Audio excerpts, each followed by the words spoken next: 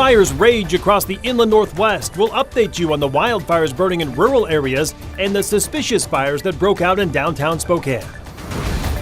Temperatures were seasonably warm today, but the inland Northwest coming into an extended heat wave starting this weekend and lasting at least through the middle of next week.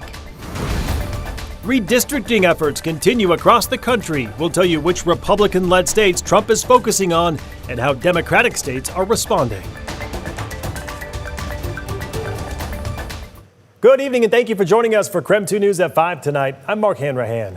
Spokane firefighters on high alert tonight after a fire broke out east of downtown Spokane last night. On your screen right now is a look at where that fire started, near the intersection of East Riverside Avenue and North Madelia Street.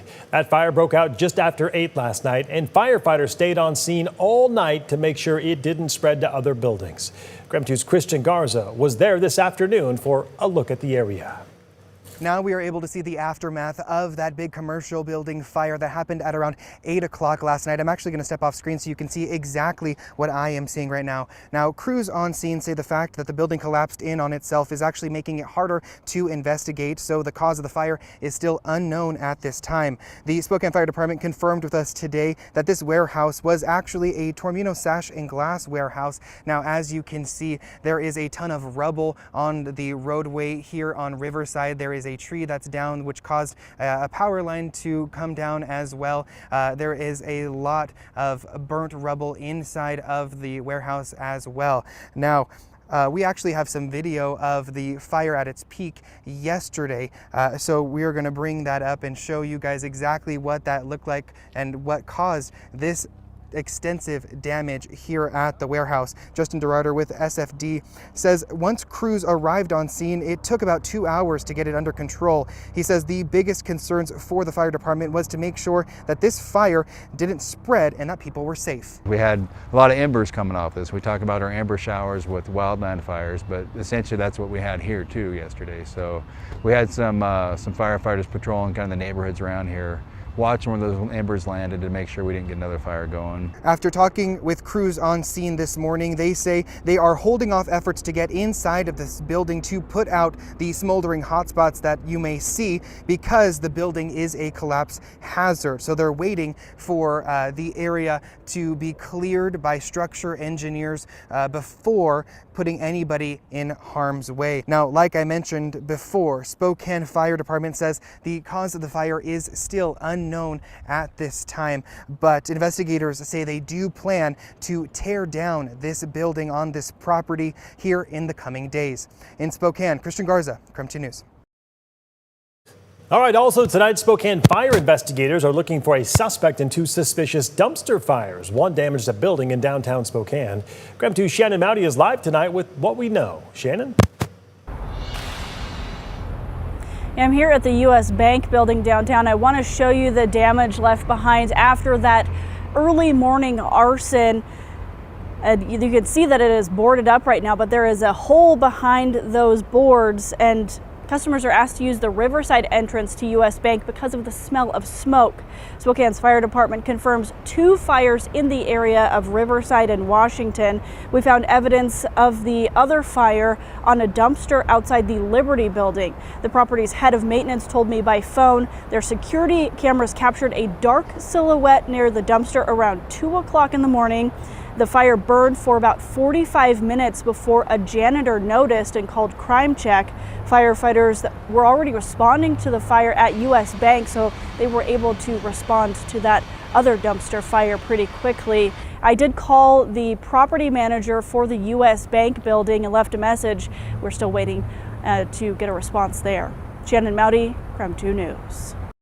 All right, Shannon, thank you very much. Meantime, fire crews still battling a fire along Lake Pend Oreille today. As of this afternoon, the Sunset Fire is holding steady at more than 3,200 acres. It's now 6% contained. Level 3 go now evacuation still in place, and an evacuation center is open at the Coquilala Bible Camp.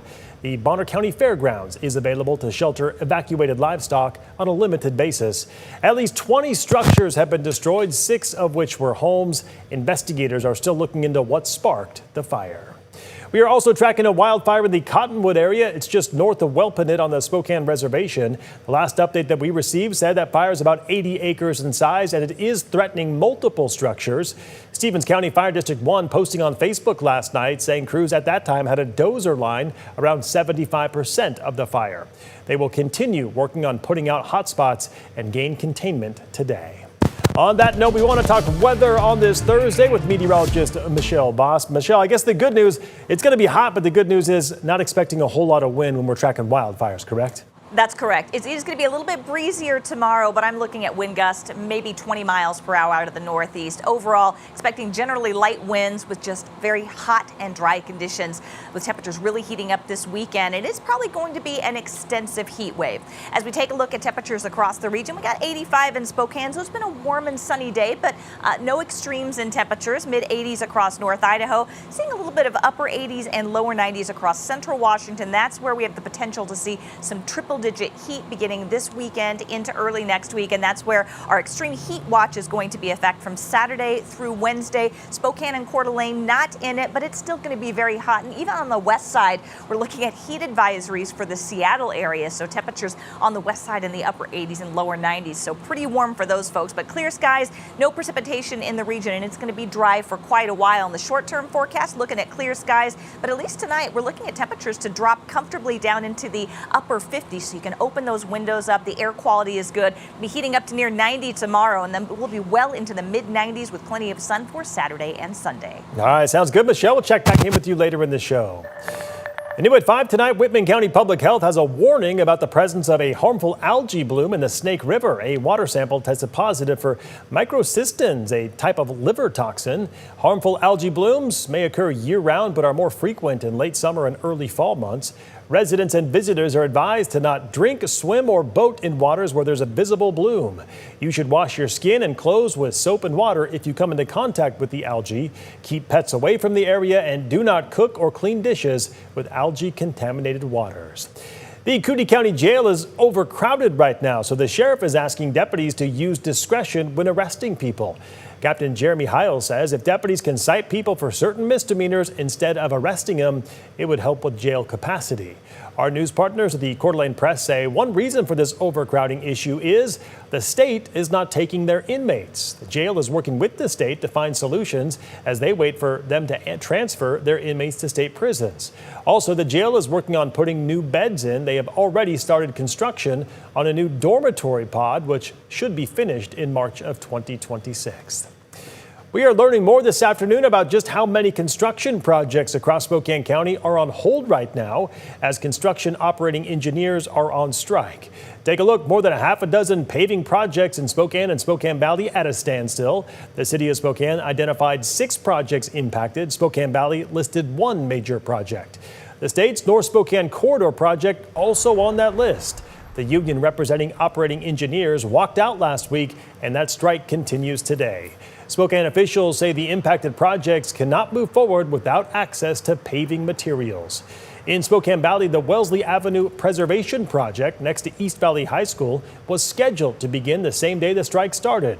It was on track to be completed before the start of the school year. All right, stick around when we come back from break. State redistricting efforts continue across the country. How Democrat and Republican-led states are proceeding coming up next.